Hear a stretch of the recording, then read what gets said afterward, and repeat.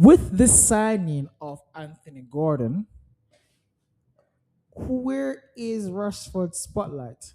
Or is Rashford's potential reach? In the sense of, even if we get to see Marcus put like 2022, 2023 season, you're it's going to be less time on the ball. It's going to be less of a spotlight. It's going to be not as grand as it should be. Because so far, when we're seeing no, what we're seeing no was to be an audition, was to be last chance, was to be, okay, Marcus, show me who you really are. We got you out of that toxic environment at Manchester United. Now you're in a family environment. You're in a world class team with much better players around you. No, you have no excuse. You maybe could say, okay, new language. You have to get adjusted to new language, new culture. We understand that. We get that, completely understandable. But given that you will never be the main guy at Barcelona, who are you going to be? Who is going to be Marcus Rashford? Because is he going to be like Ibrahim Diaz at Real Madrid, like at he would he be the Brahim Diaz at Barcelona? Because he's not going to be the Vinny. He's not going to be the main guy because that's Lamine. And then after Lamine, you think Rafinha.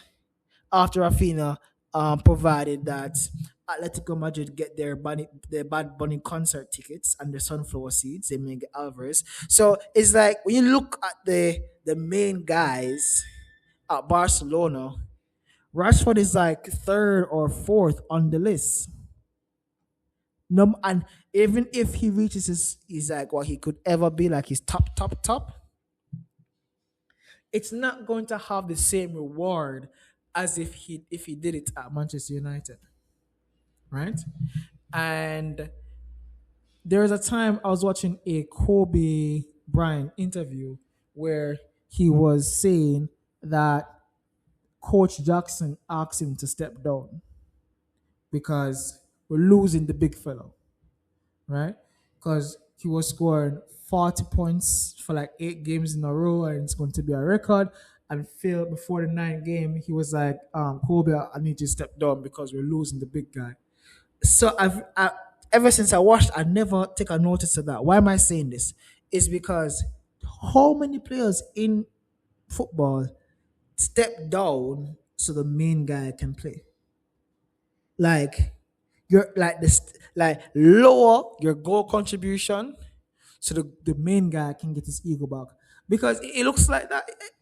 If Flick told Rashford, say, hey, Rush, Lamine is a big guy. Lamine is the number one guy. I know he's 10 years younger than you, but he's the number one guy. Rafinha is a number two guy, or Rafinha is the number one. Lamine is number two. Like you're not that guy. So I needed to give the ball to that guy, and then if you can't get the ball to that guy, then you do your thing. Versus at Manu, it would more likely be do your thing. If you can't do your thing, pass it to the number two guy. Right? No, I don't see Marcus like being shackled at Barcelona. I don't see him being shackled. I don't see him being I don't see him being restricted. He looked comfortable, and it's like his own self, from scoring 10, 20 goals or 15 goals or 20 goals or 25, it looks like him himself is the only obstacle, because he doesn't look like he looks free in his first season at Barcelona. He looks free. It looks like first season was to adopt, second season you get the real deal. Whether the real deal is top or the real deal is just what it is. I personally feel like if he continues adapting, and the second season it will be better than his first season. But out of every 5 goals that Barcelona score, how much Marcus is allowed, right? How much is Marcus allowed? It's because he's not taking penalties. That's Lamille or Rafa.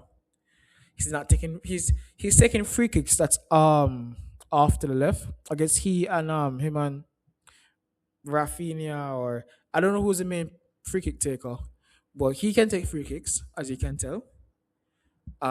So I guess he can score his goals. But if Barcelona is scoring five, Rashford is not scoring a hat trick. Rashford is not scoring a hat trick. No, this to me, this is a better signing, a better season. First season from the Prem, comparing Coutinho's first season versus Rashford, because a lot of people say Coutinho was a flop, and I don't agree with that. I think it was just below average. I think it was a average season for Coutinho. It's just the price tag was so high. For the price tag and what you got, it was mismatch. Now, if Coutinho gave us a performance for $30 million price tag that Rashford has, that'd be a good season. Now, because if Rashford went for 120 million, right? And he gave us that season, he would be a flop. He would be a flop, because we did not know what to expect from Rashford. So what can we say? What can we say? So Rashford, what to me, he's going to be a squad player, right? He's going to be a squad player. He's going to be the Alvarez to Man City in 22-23 season. He's going to be Alvarez. Now, I genuinely love, and admire Alvarez. When you need him, he's there. And couple times last season, Marcus was there when you needed him, when the main guys weren't firing, when the main guys wasn't scored. Um, Rashford was scored. The Newcastle game, I think that was the most stand-up game. Couple times in the league.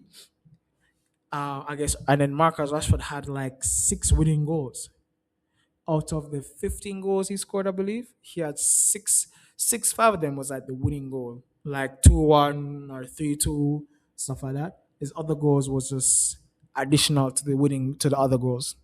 So easy clutch, not really, because the Atletico Madrid. If Marcus actually scored in that game and knocked out Atletico Madrid, I think Anthony Gordon wouldn't have been signed, right? And then we're seeing today that Ansu Fati is staying. We see that Ansu Fati is staying. We see that Ansu Fati is going to be staying at Monaco because they don't need 3 left wingers. And how much of that decision was Anthony signing have to do with it, or Marcus' performance have to do with it? Right? Marcus' performance had a lot of things riding on it. Marcus' performance had either Ansu's coming back. Marcus' performance was either we sign Anthony Gordon or some other left winger who can press well and play well in the Champions League. To me, Anthony Gordon is a Champions League signing. Let me say that. Anthony Gordon is a Champions League signing. Not a Champions League level player, but a Champions League signing, meaning that we, Barcelona is not struggling in the league.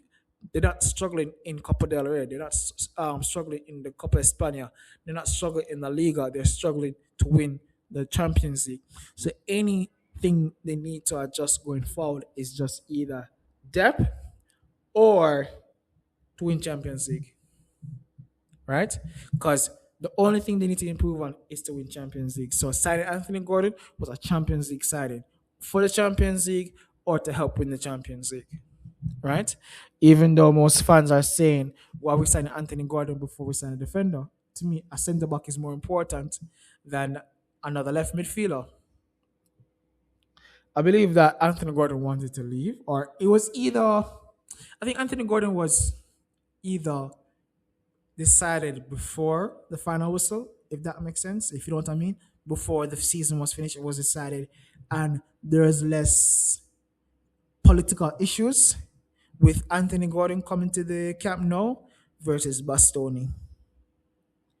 Because I think Bastoni has more issues.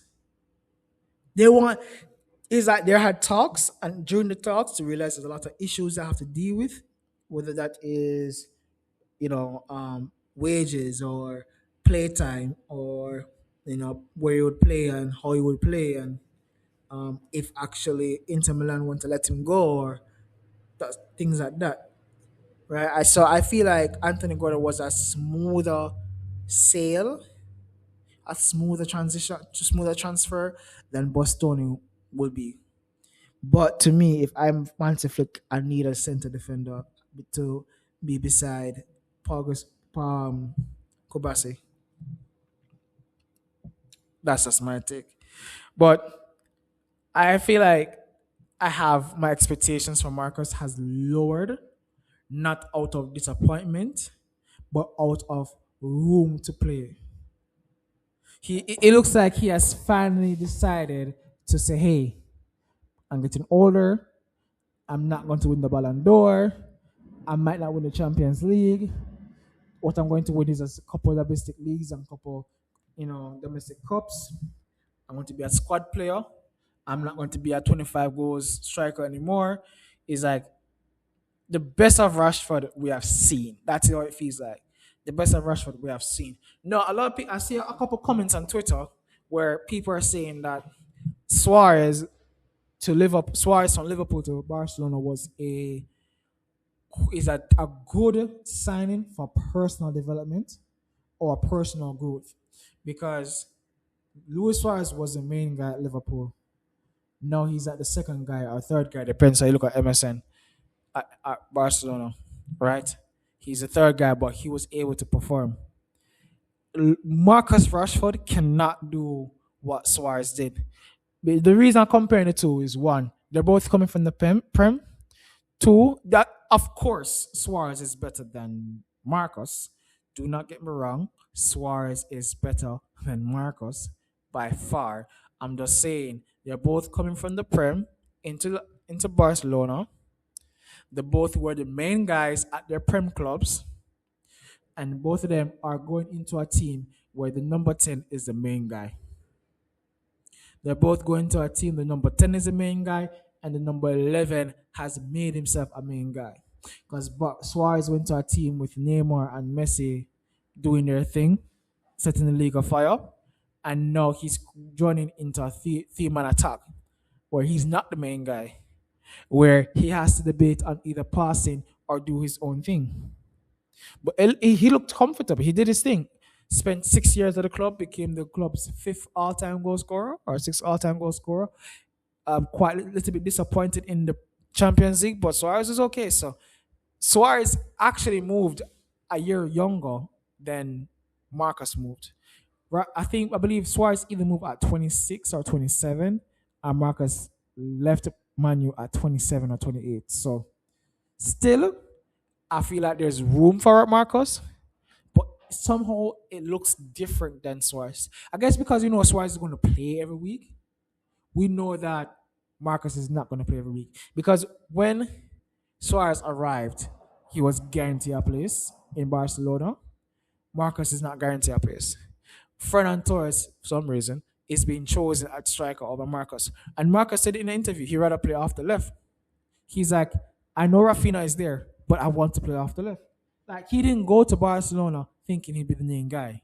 Suarez went to Barcelona knowing he'd be the main person. Or he had not the main person. He know that he will be playing week in, week out. Marcus is not going to play week in, week out. So from that perspective, I'm saying to myself, like, well, we have seen the best of Marcus. The only thing the only thing Marcus is going to give us that he hasn't given us is consistency and being clutch or being reliable. The only thing Marcus can give us that he's allowed to give us that he hasn't given us is consistency and being reliable. I think that is his main thing. Take those things away, Barcelona is going to definitely sell him.